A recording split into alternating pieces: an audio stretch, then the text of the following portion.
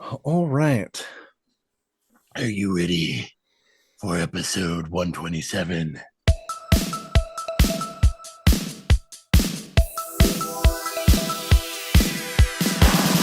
Lazor Comb.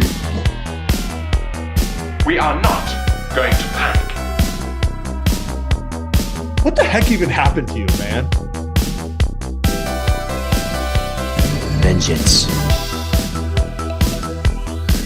Shrimp Daddy! Ha ha ha ha! Give him a hockey stick! What am I, fucking magician, man? Am I some kind of fucking magician, man? Fucking nerd. Whatever. It's not like we're professionals anyway. And I'm not sorry anymore. Time to big brain. Every day, yes. What is the Airwolf of trains? Welcome to episode 127 of the Lazor Comb podcast, where your two favorite Canadian guys comb through classic television with a fine-tooth laser. I am one of your hosts, Neo Cal, or should I say, Baki Cal. And I'm the other guy, Christopher Siege. And this month is Netflix originals animes. And guess what? We're doing a Baki. We're doing a Baki here on episode 127 of the Lazor Comb podcast. We did it. We survived to 127. Unlike the Cobra soldiers in this episode. Yeah. Well, Cal, so yeah, this month we're doing Netflix original animes, and these are all picks by Cal. And That's right. for the most part, It's the summer of 69. Look out. It's the summer of 69. And if you want to know what that is in reference to, head on over to patreon.com/lazorcomb, LAZORCOMB, and listen to the latest episode of the Super Lazor Comb Patreon Super Show. Exactly. Join us in Canadiana. So, what is Baki?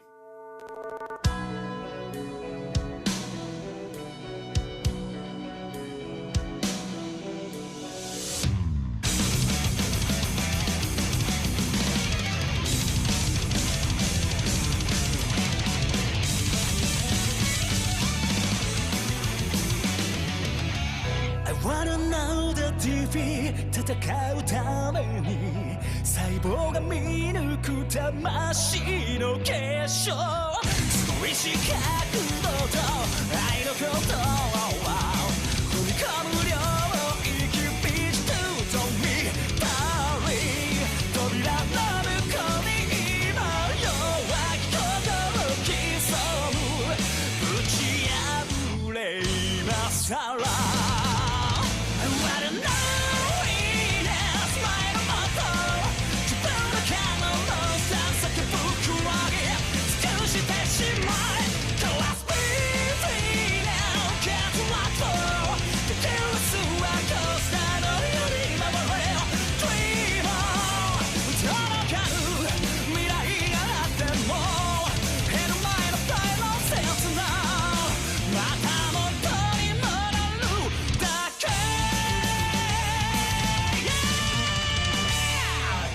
Baki is a show following a different show or manga or whatever about a young lad named Baki Hanma.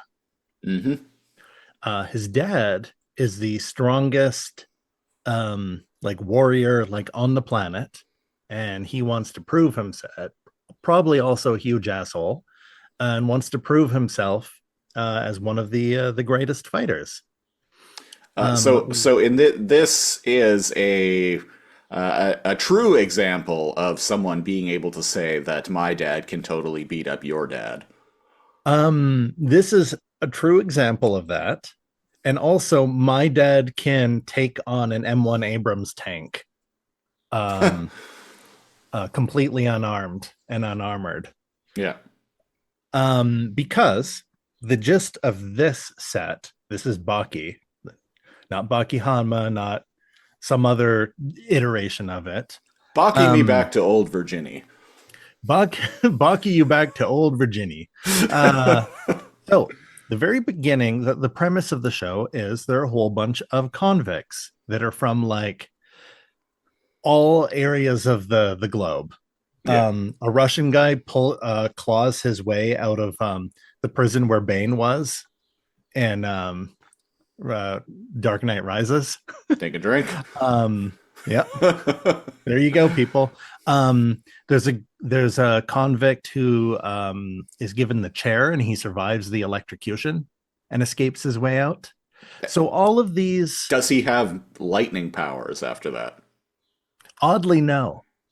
Like in the movie Ernest Goes to Jail. He gets electrocuted at the end and is able to like break out and shoot like lightning from his hands. Well, he kind of doesn't he have pseudo lightning powers throughout it? Like he keeps getting shocked, but then when he gets shocked at the end, because doesn't he have isn't there an evil Ernest? I think there is, yeah. Guy, I'm going off of like 9-year-old me's memories. There was an evil Ernest. Yeah, looked honestly, just like him, and he escaped from prison. yeah, I think the last time I saw Right? Ernest Goes to Jail was when I was like 10. Right? What a weird... Let us know if our memories of Ernest Goes to Jail are accurate in the comments. Hold on. I swear there was a doppelganger. Hold on one second. Let's think about this for a moment. What a weird series of movies to actually be like popular to the point that there are several installments. Are the fucking Ernest P. Worrell movies. Right? Not only that, but let's not forget about the actually terrifying one, Ernest Scared Stupid, where an eldritch horror awakens underneath a tree.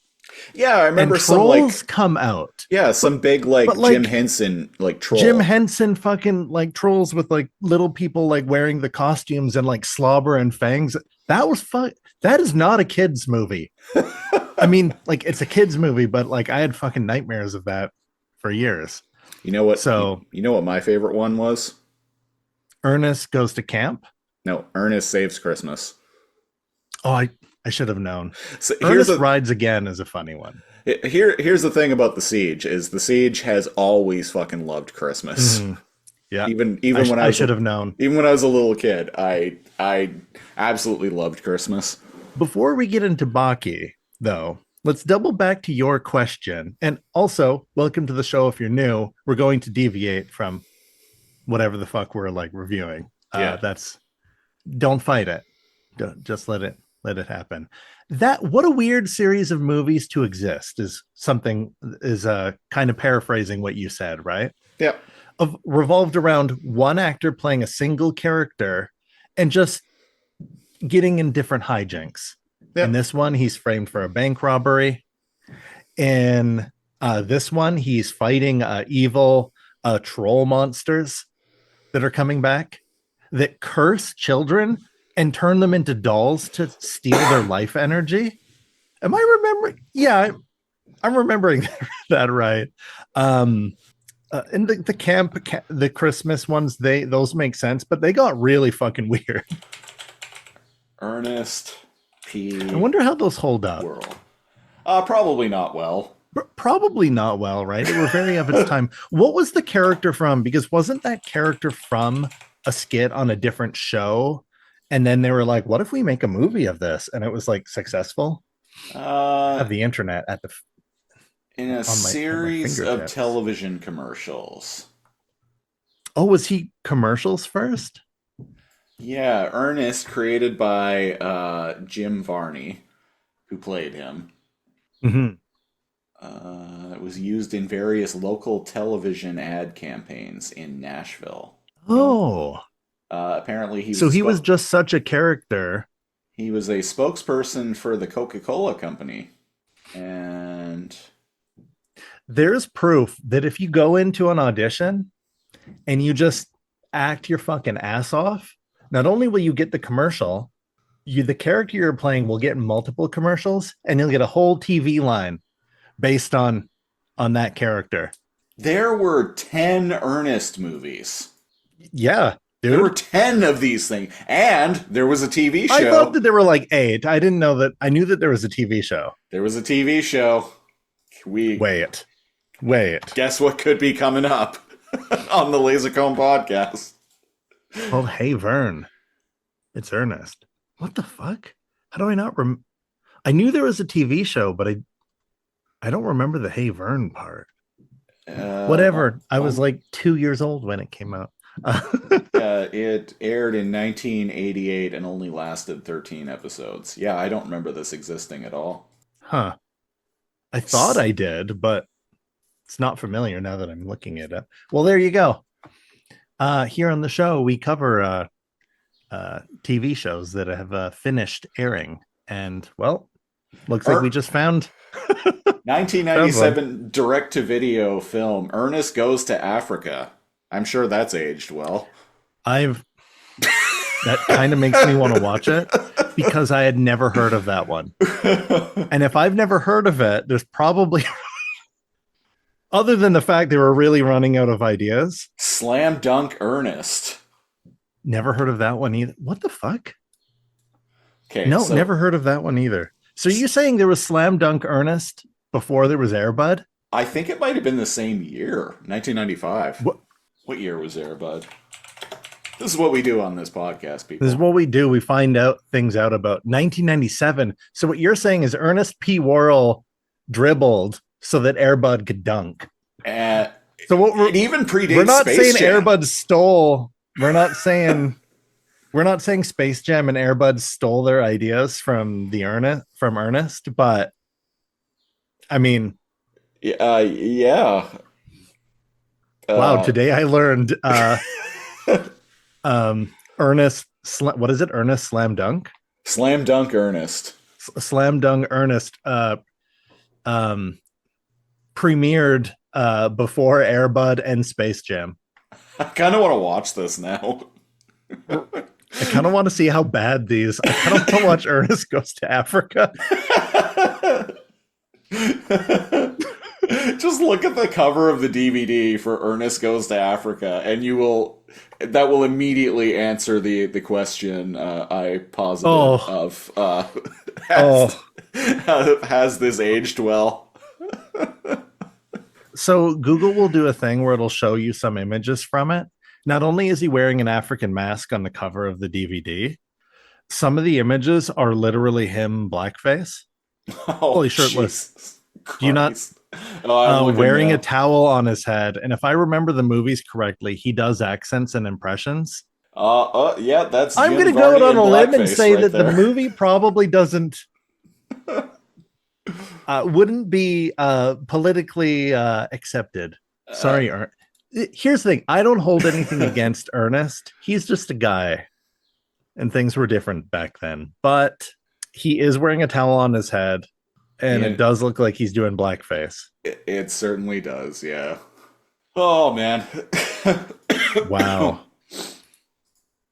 Hey, it's on Prime. Go check it out. Oh, sweet. There we go. I guess we're watching Ernest Goes to Africa.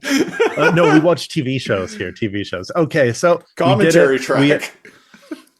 So there you go. It's the 7 degrees of 7 bacon. It's the 7 degrees of cancel. How does Ernest get canceled? Who would have thought? So back to Baki. Baki, strong boy. Still in high school, as anime does. And okay, so he wins a tournament when he's younger. Or he gets close to it. I haven't watched Baki Hanma, the predecessor anime series to this. Yeah. But all of these convicts, they escape through superhuman means. One of them swims across the Pacific Ocean. Really? To Japan. And it's because they feel a calling. They don't understand. All of them want to taste defeat. So the idea is literally that's what they say. They want to taste defeat. It's a very, very quick sidebar. Edge and Christian, wrestlers, Adam Copeland and Christian Cage. They used to have a podcast in the tens called E&C's Pod of Awesomeness that I was a big fan of. But one of Christian's recurring gags was of a character named Paul Smackage. Ye- Named yes. Paul Smackage, and his one of like Christian's like recurring Paul Smackage bits involved Paul Smackage like going to the UK by swimming there. Really? By swimming there, yeah.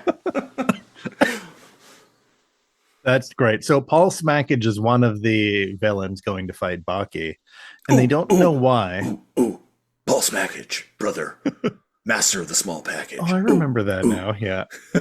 For anybody wondering what the fuck we're talking about, a small package is a wrestling move. Correct me if I'm wrong. In which, through usually sneaky maneuvers, you get somebody on their back and quickly roll over. Yeah. To get a kind of like legs over, legs up, like 3 count on them when they're least suspecting it. Yeah, and the small Paul Smackage is a play on that. Yeah, Paul Smackage, master of the small package. That's It's not the first time wrestling.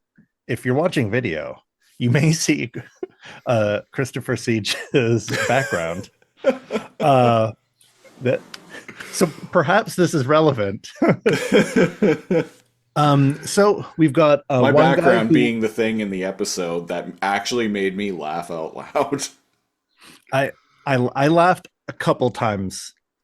Even if the anime is not meant to make you laugh, it's ridiculous enough that I did. Yeah. So you've got a naked guy that wanders through Siberia, through sub-zero temperatures, and somehow still makes it to Japan. You have a criminal who swims across the ocean. At least one of them swims across the ocean to Japan.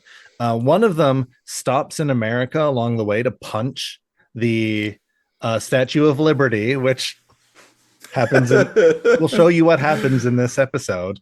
And like another one, I don't know, eats rocks. They're all like beyond like human, superhuman levels. Japan realizes that this is happening and is like, holy shit, we need to put a task force together and like round these people up and find out why the fuck they're coming here.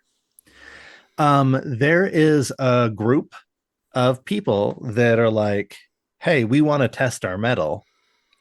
And so they all meet up. And so do the convicts. Exactly.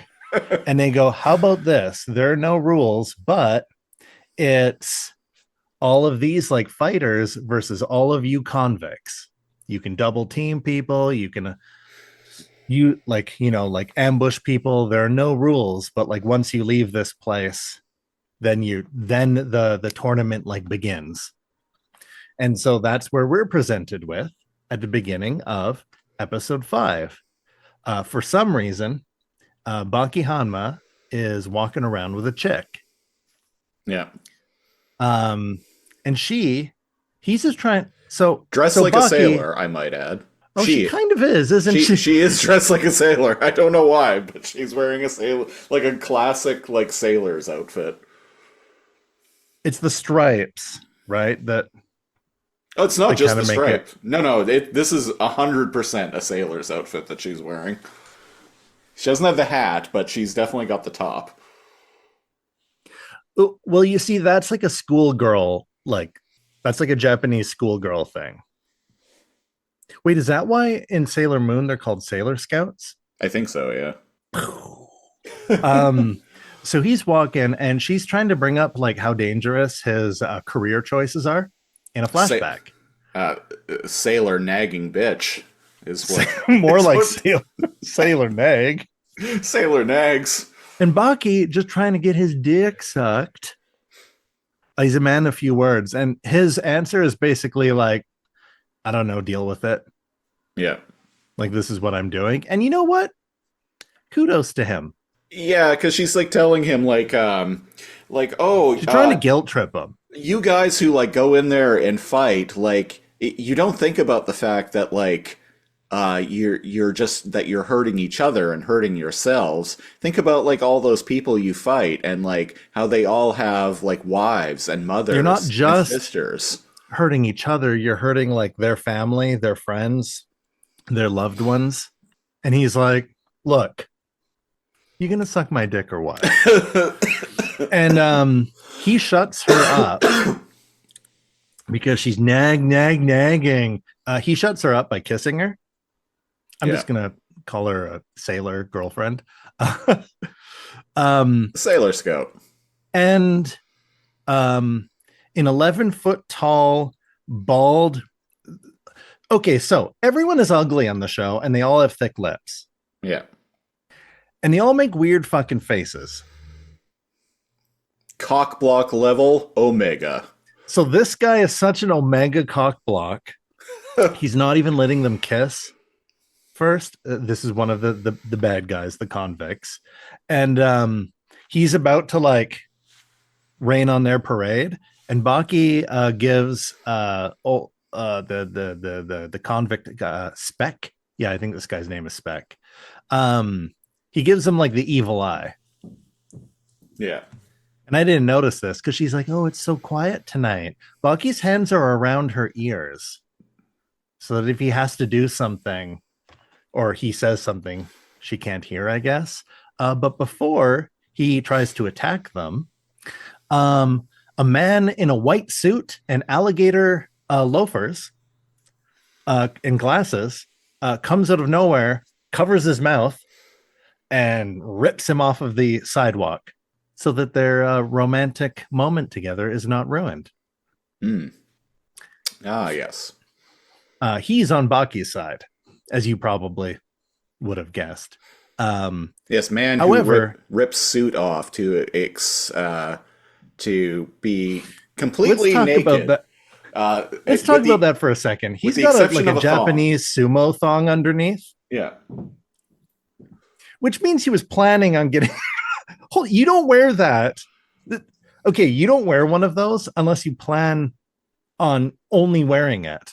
So either he always wears it, yeah, or let's be real, or he wore it knowing he might fight, but still decided to wear the $8,000 Armani suit. Well, I don't know about you, but I personally am only putting on a thong or a jock strap on date night. Oh, so you're not as hardcore as this man who clearly rocks not the thong and alligator shoes. So they're off to the side in this park. It's nighttime, and I'm gonna call them Yakuza and Spec because I can't quite remember the Yakuza's name. But he strips down, and his bullet hole like scars and like knife or samurai sword like cuts and scars all over his face and body. And the rest of the show, you get to see this. I like how he's the smaller of the two. And okay, so the mangaka and thus the animation style, there are muscles that don't exist in the human body on these guys. Right? Like they're muscle groups that don't exist on a normal human being in these men's faces. Right? I think at one point the two fighting scare a couple that's on another bench on a date night when he gets like slammed into a street lamp. And we learn that Spec fights dirty. He uses rocks, weapons, everything at his disposal. And we don't get much from Mr. Yakuza, but we do get a flashback. I mean, when you're rocking that thong, like, what else do you really need? It speaks for itself. We get a flashback. Apparently, he's the head of like a Yakuza family, an extortion protection racket or something like that. And the ancestor was... Oh, he's also got a big old back tattoo. He's got a big old back tattoo of a demon holding up a bell, because the founder of their like clan was saved by like a nameless vagrant. And while holding their heir like inside of a bell on his back or something. So they have this like demon holding up a bell like tattoo. And in the flashback, he's looking at the by the way, like everyone, even the normal Joes in this show, they are gigantic, ripped, like bodybuilders or athletes. So when the superhuman people come into frame, such as Yakuza guy, who's one of the short people in the tournament, it's weird because like if you like measure them all up against each other, and again, anatomy, the artists do not give a shit about. Nor should they. Some of these people must be like 9, 10, 11 feet tall. I don't know how they blend in to Japanese society. Like the police are actively looking for these guys, and you have like non-Japanese people with like faces like this. Is this Japan or is this New York? Because we see the Statue of Liberty later. We see the Statue of Liberty so that we know that Spec stopped, or somebody stopped along the way to Japan to punch the Statue of Liberty a bunch. Yeah. So let's talk about the Statue of Liberty. It cuts to the Statue of Liberty, and a security guard finds he hears a cracking sound, and he looks, and the base of the Statue of Liberty has fist indentations. Yeah, he finds this like one like big like square in the like weird, stone right? Foundation of the Statue of Liberty. It was like covered Isn't up it with covered? Something. Yeah, it was covered up by a poster like with like or something. Paper, like somebody didn't want it to be seen. So I was confused. Yeah, so he pulls this like poster or whatever off, and underneath is just all of these fist marks. Like, and you know when you just get angry and you punch the statue of the Statue of Liberty? I have twice this week already. Yeah, you just swim over to the Statue of Liberty, punch it a bunch, and then Statue of Liberty's your uncle. And the Statue of Liberty it starts cracking. I don't think that's how it's Baki. I'm not going to question physics. It would be stupid of me to even imagine. Also, the implication, well, I have several things to say about this. One of them is the implication being that the Statue of Liberty here is made of stone, which it's not. I thought that it was made out of steel and brass. IRL, yes. The way it looks in the anime, it looks like it's made out of rock. Because it I know that. And you're right, it's riveted in multiple parts, so it wouldn't be able to crack because it's made out of multiple sheets of metal. Yeah. It would only break one piece of, like, let's say it did rupture. Yeah. And right? it would only it starts like splitting like a statue would. Good catch. Stone. Yeah. So he punches it so hard he transmutes stone into metal. Yeah. And apparently this is a shell around something. I'm pretty sure it's hollow and there's tons of scaffolding holding it together inside. But let's pretend it is. Yeah. Let's pretend if Ghostbusters 2 taught me anything. It's exactly. I've seen the inside of it because of Ghostbusters 2. But I can see that the creators of the show did not Google the Statue of Liberty or what Americans look like even once. Blonde, blue eyes, say howdy do, have guns. What more do you need? And I mean, they're not technically wrong. I like how they fix it. Yes. So this stone slab, this solid stone slab that is the Statue of Liberty, solid stone shell around it is cracking apart, and how they decide to solve it is to take a bunch of cables and wrap it around the statue to hold it together, going left and right and up and down.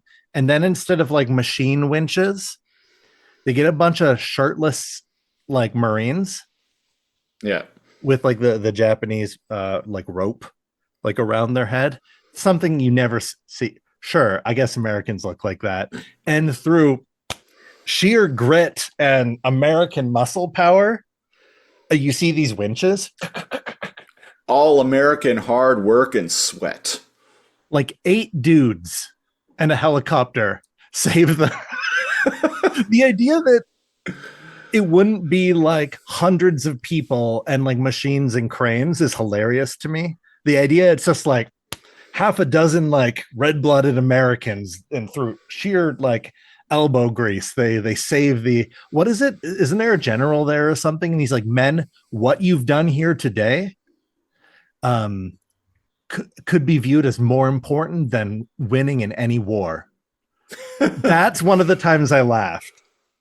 There's just like a handful of people and he's like, you've basically saved America. So that's happening there.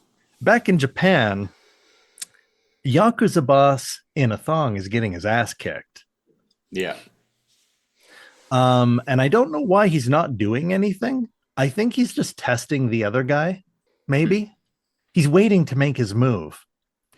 And eventually Spec, it shows us, it likes to do little flashbacks to show us how inhuman or how strong they are. And this was your favorite scene. I'm gonna give a bit of full disclosure here. I have no idea what's going on in this episode whatsoever. I have watched the show and I still have no idea what's going on here.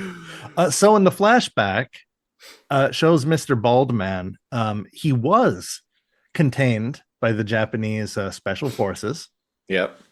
And there's a board meeting or something explaining all of the top of the line gear, like the best SWAT equipment that like money could buy, like better than SWAT, like tungsten, like we've got this like it's basically like a Cobra breakdown of being like each one of these like men's like SWAT gear costs $1 billion. Yeah, we get this like board meeting that's talking about this like elite like group of like police special forces, and they straight up forgot about the prereqs. Yeah, they straight up just look like Cobra in G.I. Joe to me. They look like Cobra troopers. Yeah. Hey, it ain't cheap. And we see a couple of we see video footage of like a couple of these cops fighting this guy, and my background here, hilariously enough, it made me laugh so much because you straight up just see one of these Cobra cops doing a flying drop kick. Now, I thought they'd all be shooting him with these. So you know how there are like rubber pellets or beanbag guns to control like riots and crowds and stuff? Yeah. Non-lethal rounds, I believe. And they even make a point of saying that these cops are carrying around these things that look like Uzis. That shoot these like little like that shoot these like little pellets. They shoot. Well, they're not little. They're like stainless steel like ball bearings, like this big, or they're lead or like something, and it's enough to like incapacitate or even kill like any normal human. But to him, they're like little BBs that are bouncing off of him. I think a person's shot with one of these like later, and it just goes through like 2 people. And this shot that is my background here for the video version. The shot here of this like Cobra cop like doing this like fucking cop. Like, doing a fucking drop kick to this guy. Imagine seeing that man. Just made me laugh so much. So the camera zooms in and it shows the boots slam against this guy's face. Nothing. Not even a bloody nose. Yep. Yeah. That's yeah. All for naught. And the bulletproof armor that they're wearing, this guy just like caves them in, and they're like made out of Play-Doh. Isn't there a cliffhanger ending to the episode? Yes. A lot of Baki episodes, continue like in the immediate like second after the last one ended. So eventually, Mr. Speck here, Cobra Destroyer man, who's come out to fight Yakuza boss. He does something called an apnea rush, and we find out that Speck can hold his breath for over 30 minutes, but throwing punches is, we get this like fake bro science thing where it's like everyone has to breathe. Even boxers at the top of their game take small breaths in between punches. Yeah. But he can maintain an assault without breathing for 5 minutes. Yeah. And he calls it the apnea rush. The apnea rush. If the subtitles are to be believed, the apnea rush, which I think is in poor taste, Mr. Convict. Speaking as someone who has known people with sleep apnea, how dare you, Baki? How dare you? That's how evil the villains are in this. Yeah. Yeah. People suffer from that IRL, and this asshole's naming his combos after them. So then we find out that he's been biding his time, Mr. We're going to need more Yakuza Cobra boss. cops for this one. We're at least like 5 more Cobra cops. All doing flying drop kicks in unison. And we find out that Yakuza boss, he was waiting. And during the apnea rush combo, he punches Speck in the face once and causes him to get a noseblood. Yeah. Which is weird because gas propelled like shotguns or like whatever fancy grenade launchers or whatever they were shooting with him could not even scratch this guy earlier. But a punch from this guy can make him bleed. He's just got that much power. He's just that powerful. And he punches him again. And he's like, "Have you had enough?" And then the old guy kind of laughs. He punches him again. And eventually it seems like he's giving up. But remember, this guy fights dirty. He had unloaded a cop's gun earlier, I guess, by like grabbing the gun and like breaking it around. And he reaches in his pocket, grabs that handful of bullets, slams it in Yakuza boss's mouth, and then punches the jaw underneath, causing his teeth to clench and makes all the bullets explode. Yes. I remember this now because I don't think that's how bullets work. Isn't it? So he fills the guy's mouth with he has a handful of bullets. He puts them in the guy's mouth and then gives him such a powerful uppercut that it makes the bullets in Buddy's mouth explode. Seems legit. Seems completely legit to me. I mean, I would say that doesn't seem physically possible, but like this is the same show that in this very episode we saw a Statue of Liberty made of rock begin to crumble apart. Because somebody got angry and punched it a bunch. Yeah. And then held together by wrapping a bunch of cables around it. Mm-hmm. And buff Marines winching it. Do you know the amount of force needed to, like, okay, so let's say that would like destroy anybody on the receiving end of that. Like, it doesn't matter how like big you are, there's momentum. Like if like the strain on that wire was like 5,000 pounds, it doesn't matter how strong you are, you only weigh like 250 pounds, assuming they're like gigantic, like buff dudes. I will say one thing about this show. Crumbling Statue of Liberty, held together with cables, swung around it by big buff dudes. Cobra Cop flying drop kick, exploding uppercut from Tiger bullets in the uppercut. mouth. Yeah. I'll say one thing about this show is these are things that I'm not going to forget anytime soon. That is fair. That is fair. In the very least, it's difficult to forget that those things happened. And you know what? In Baki, Muhammad Ali has a son who fights him. Muhammad Ali Jr. is canon in the Baki verse. We didn't even get to the episode where he finally about to fuck his girlfriend and his dad is staring at him in the corner and interrupts them after sex to be like, good job. Now you're going to be more powerful now that you've nutted inside your girlfriend. And he's like, Dad, get the fuck out of here.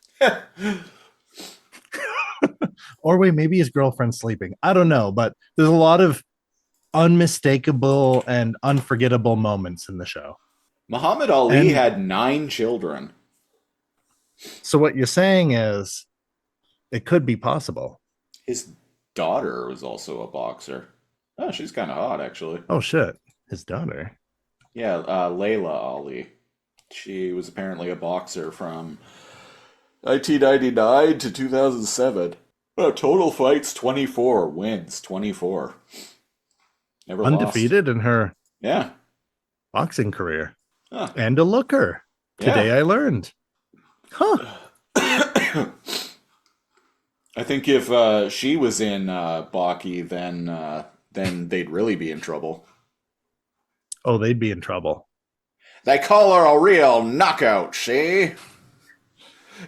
Look out, it's the knockout queen. That's something they would say in an anime. Totally, yeah. The knockout queen. Well, Christopher Siege. Any final notes on There is a Muhammad Ali Jr. He was born in 1972. Wait, what the? He was his 4th child. I like when you Google image search Muhammad Ali Jr. One of the images, all of them are of the actual Muhammad Ali Jr., but one of them is of the Baki character. And again, I'm sure that the creators of this did not Google anything.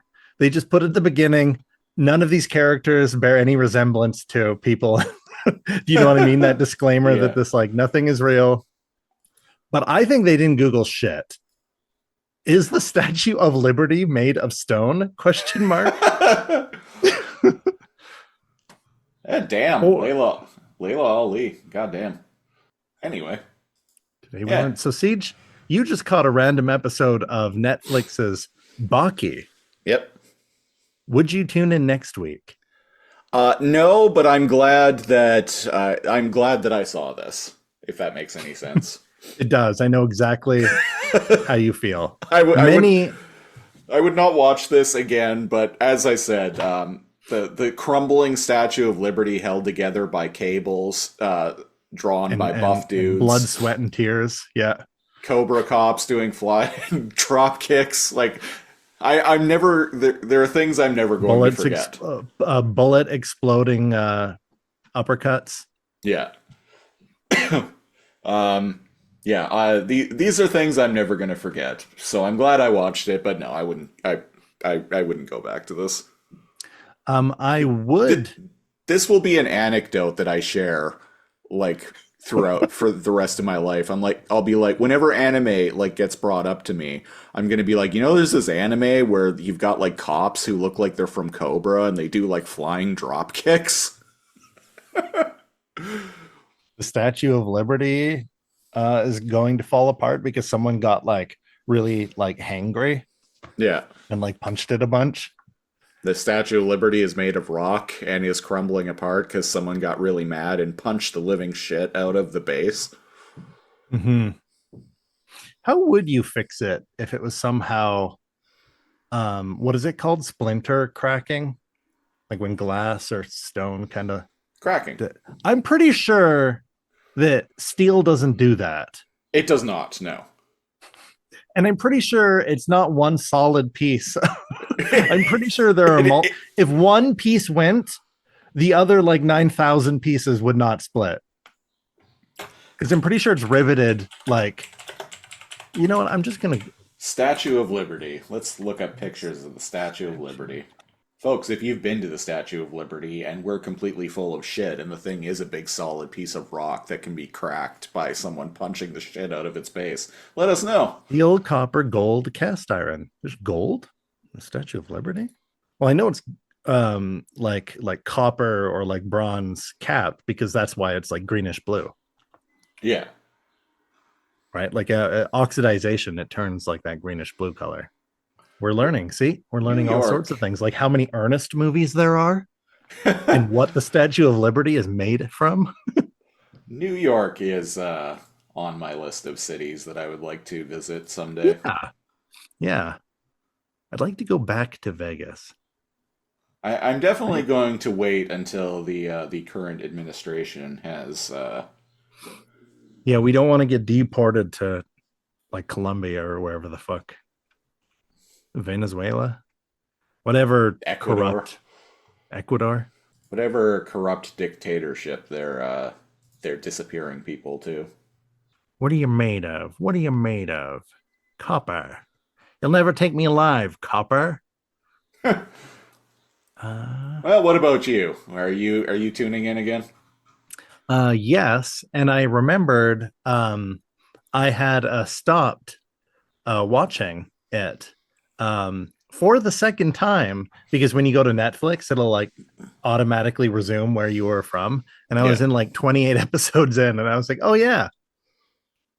It is one of those shows where each episode is so ridiculous that you can't remember where one episode ends and the other one begins. There are just events you remember, like the Cobra Cop drop kick. Nothing is going to top this for me. You've seen peak. That's peak physical form. I like that it was like, these men have to train to join this unit. And they have to be at least 5'8" and 175 pounds. I'm like, so they have to be big? Like a pretty average dude. So they got to be like an average dude. Reminds me of the recruits in the Deadpool movie, and they just get that.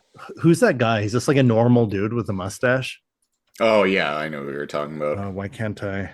Normal guy from Deadpool. Jeffrey, maybe. Is it Peter? Peter, just a dude named Peter. Yeah, it's some name like part that, of the X-Force. Ends up saving them in Deadpool versus Wolverine, but I don't even know why I brought that up. My brain is Baki'd out. You know what they always say? Like, Baki once, shame on you. Baki twice, shame on me. Baki thrice, never go full Baki. Never go full Baki. And never go full Baki. Never Baki me back to old Virginia.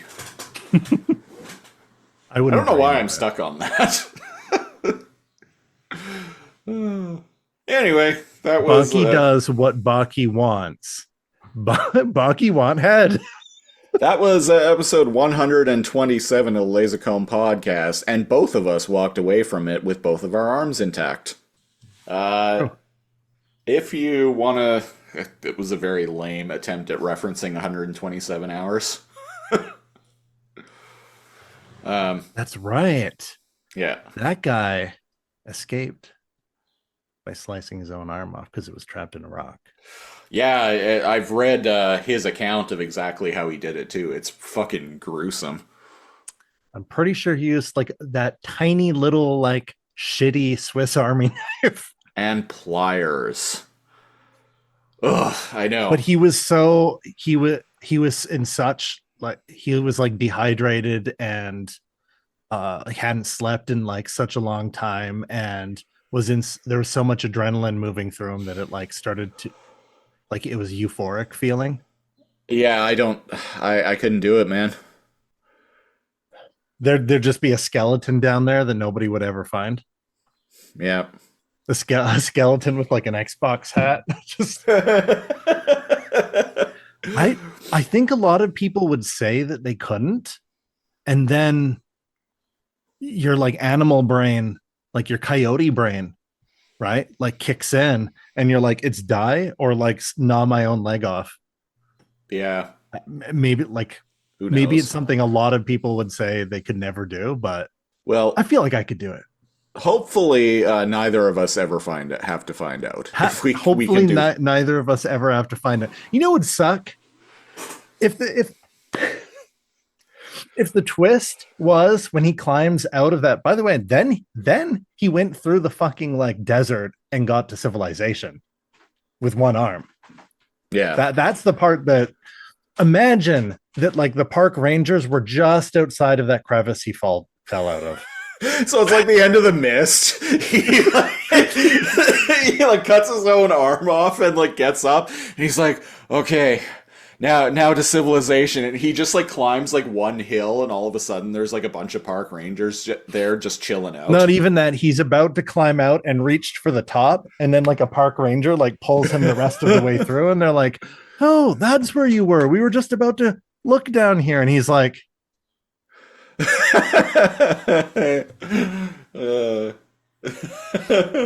no.